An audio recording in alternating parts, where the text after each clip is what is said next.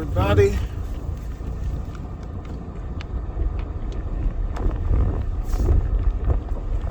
Trying to make sure I don't hit no cars in the parking lot here.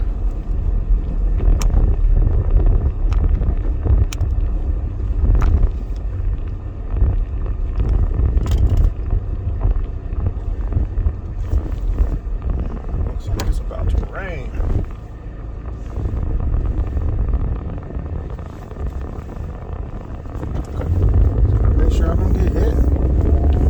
What's going on, everyone? This is Chris around the ATL, and this is Rant of the Day.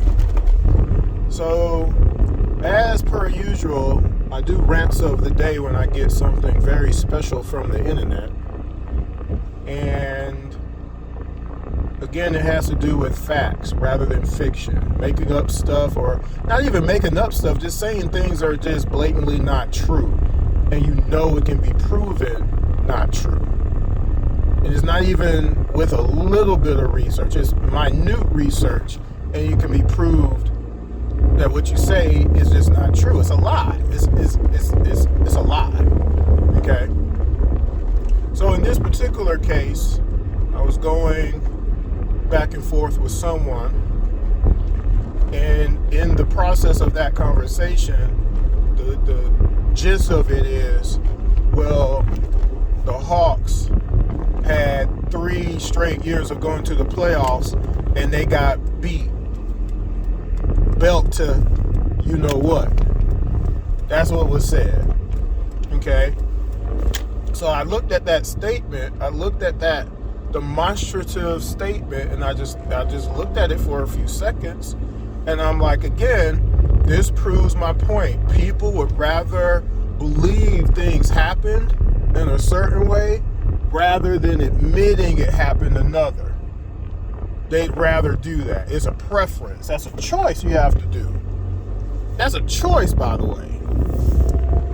It's a choice. To believe something that didn't happen happened. Okay? So, of course, my immediate reaction to that was, so this past playoffs, you didn't think that was B to A? Giving up 122 points a game in a playoff series? Giving up the last 2 games in the playoffs?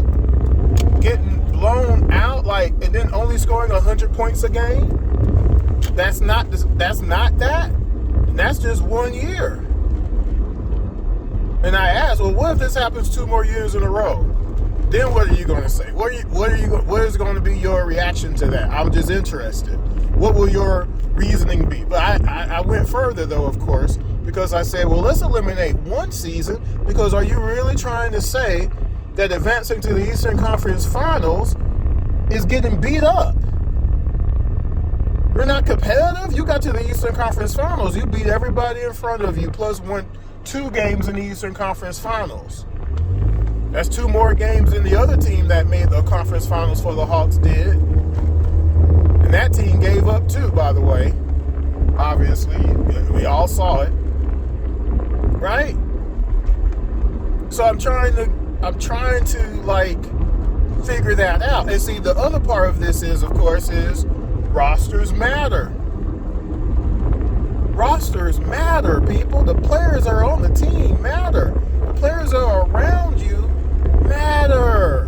They do. I promise you they do. And of course I gave examples. Okay? I'm going to try to keep this short and sweet though, because I've already done the episodes. There's a recent episode right now that's on there. 2018 and 2024. Who's on the Atlanta Hawks roster? And what did they do in the regular season and the playoffs? Who are all these names that were just bona fide contributing to the Hawks' victories? Where were they? Who are they? Are they in the league? Who are they? Can you name them? So, of course, I brought up the Eastern Conference Finals run, right? And I'm like, the Hawks were 2 games away from going to the finals, and that was without Hunter, who of course can't play because of that knee. That was without Kevin Huerter making any kind of substantive contribution in the Eastern Conference Finals. Where was Kevin Huerter at? If we had Game 7 Kevin in that Eastern Conference Finals participatory, we still beat the Bucks. We could have still beat the Bucks, even with the other player being hurt and playing hurt. We still beat them. If Game 7 Kevin was around, well, what was he averaging in the Eastern Conference Finals? You can go look up. Do you know Bogey was the actual second leading scorer in that playoff run? 2 out of the 3 series that they played, Bogey. It wasn't Hunter, wasn't Kevin Huerter, wasn't Clint, wasn't John. It was Bogey. Ain't that interesting? And again, our franchise said, nah, we're not going to add any players next season so we can get back to the Eastern Conference Finals and win the Eastern Conference Finals and advance to the finals. We didn't do that, and I'll get to that later. You had somebody averaging 29 and 10 in that playoff run. 29 and 10. That's not good, though. But the players averaging 8 points a game, that's great. That's excellent, right? That's really good, right? Now, if you want to have somewhat of an argument, you can say, well, what about the Miami series, Chris? See, you would have an argument if the Hawks were healthy and they got beat 4-1. You would have an argument. I could agree with. If the Hawks got beat badly and they were healthy. That's not true either, and we all know it. Was Lou Will available for that series? Yes or no? I just want an answer to that. Where was Clint? He only played 2 games, and the 2 games he did play were inconsequential. He did nothing to help that team. Is that correct or not? Go see what he did in the series. That's all you got to do. You don't got to believe nothing I say. You go look it up. Oh, he was stopping people out there? Who was he stopping? John Collins played, but he was hurt, and he played hurt. And he did what he could out there. But he wasn't right, and everybody knew it. He couldn't hurt you. He couldn't be relied upon. Bogey missed Game 5, and that hurt our team. We could have won Game 5. With that 16, 17 points a game out there. But he was gone. So you have several members of our core either not available at all or hurt. And then 2 other players who weren't hurt gave you nothing. Kevin Huerter and Gallo couldn't hit a shot. And I'm supposed to believe none of that was supposed to matter. Coach Spo said, I'm not going to let this player get 29 and 10 again in the playoffs when I know he don't have enough help out here. I know it. I see who's on the roster for the playoffs. I'll double dog, triple dog dare somebody to average 50 a game, because that's what they're going to have to do.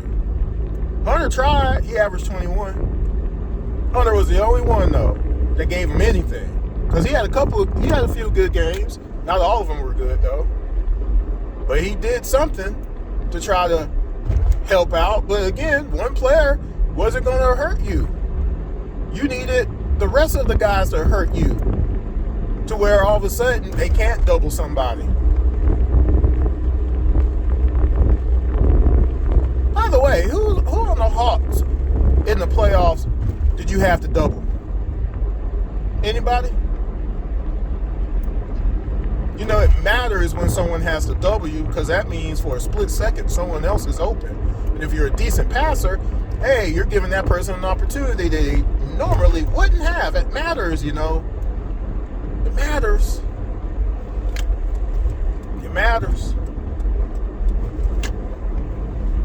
But anyway, the very next playoffs, 29 and 10 again from that former player. DJ was doing his job. He was averaging 22 a game until he got suspended that one game. Hunter was averaging 17. They were doing all right. You know, they were doing better than all right. They were toe-to-toe with the Celtics. We didn't get swept by the Celtics. Anybody else see the Hawks get swept by the Boston Celtics? I didn't see that. So what are we talking about? Did we lose Game 6 by 50? 60 points? Were we down 50, 60 points? Did we give up in that series in any of the games? No, that didn't happen. You know what happened, though? Two players that were tasked, it was their job to slow down Jason Tatum and Jaylen Brown, didn't do a good job. They were averaging 27 points a game each. We slowed one of those guys down, we straight up beat the Celtics. But I'm told nobody else has to play basketball, Chris. Nobody else has to do the job. Nobody else has to do the job, Chris. Just one player alone, who's averaging 50, 60 points a game for you. Points and assists. A league leader in total points generated for his team. Total points generated by assists. A league leader. Fourth quarter scorer. League leader. Uh-oh.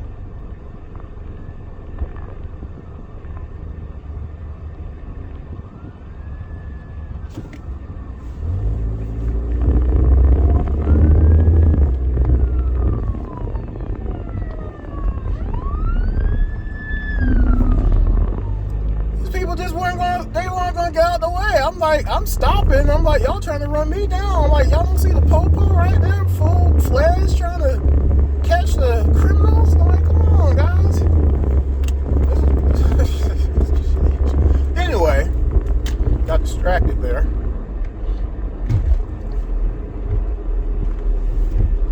Nobody else is supposed to do their job. Nobody's supposed to rebound, block out, block a shot, contest a shot, get back on defense, stop the ball on fast break, fight through the screen, call the screen out in the first place, rotate, switch, nothing. We're just supposed to shrug our, just, who cares? Year after year after year. And then when you see that player that you don't like not here no more, and then it's more of the same, no one has nothing to say. Because like I've said, what you keep saying out loud simply is not true. The person that you thought was giving up all the points wasn't giving up all the points. Somebody else was. Multiple players were. The game film shows it and proves it every single time. And that is why years ago I started doing game reviews, because so many people kept saying stuff and I'm like, but I'm watching the games and you can't prove this. So let me prove it for you. Let's find out together. Because again, if indeed he was giving up all the points, then that is a problem. He's giving up some points, obviously. Is he giving up all the points though? That's just impossible. Because he's not guarding the best player. It's also impossible because he's not the only player on the court. Why would you put the best or the worst defender on the best offensive player? Show me how that has ever worked in any sport. Any sport. Show me how that has worked. Show me why it would work. Tell me why it would work. Let's put that small person on Joel Embiid every possession. Have you ever seen Joel Embiid call out for a screen to get Clint Capella off of him to post up that player that you don't like? Have you ever seen that before? Show it to me. Show it to me in a playoff series. Show it to me in a regular season. Show it to me, because maybe I'll believe you there. Because you have to show that to me. I'm sorry. You just got to do it. Show me all the times that DeMar DeRozan, which we never stopped in a ball game, was being guarded by that player. Show it to me. Show me who DeMar DeRozan was scoring against, because I can show you who you was scoring against. 3 years ago in the play-in game, I showed you, and you still didn't want to say nothing. I showed you who gave up all the points in that series, in that game. Vucevic having 20. Who was guarding Vucevic in that game? No one wants to say anything. They just shrug it off and be like, well, I mean, it's just ghosts. It's imaginary things was happening out there, Chris. I don't know. I mean, Who's Hunter guarding? You don't care, do you? You never cared about defense.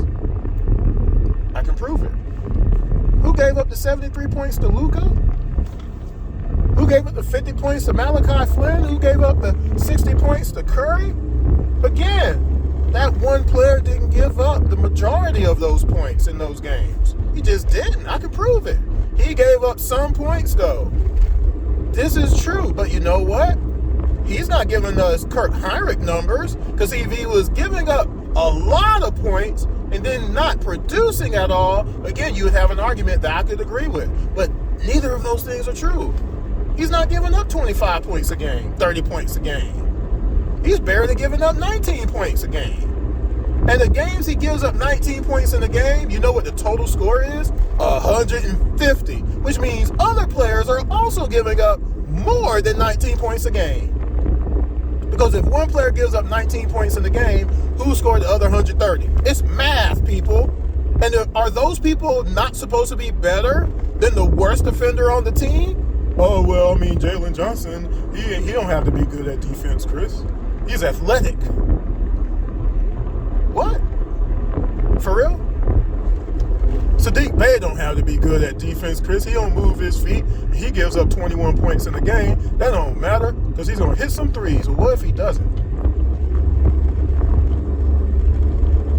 Does it matter? It don't matter? Are you sure? Are you sure? Are you sure? Joker averages almost a triple-double against the Hawks in his career. Who's guarding Joker all these years? The smallest player on the court? Show me the film. Show it to me. Let me see it. 2 times a year, Joker plays us. Show me all the games that the smallest player on our team was guarding him as a primary defender and giving up all the points that Joker hit. He's shooting over him. Show it to me, because you have to show it to me, because you keep saying it. You don't say anything else about anybody else. You got to show me how that player is giving up all the points each night, because then you have an argument that you might could win.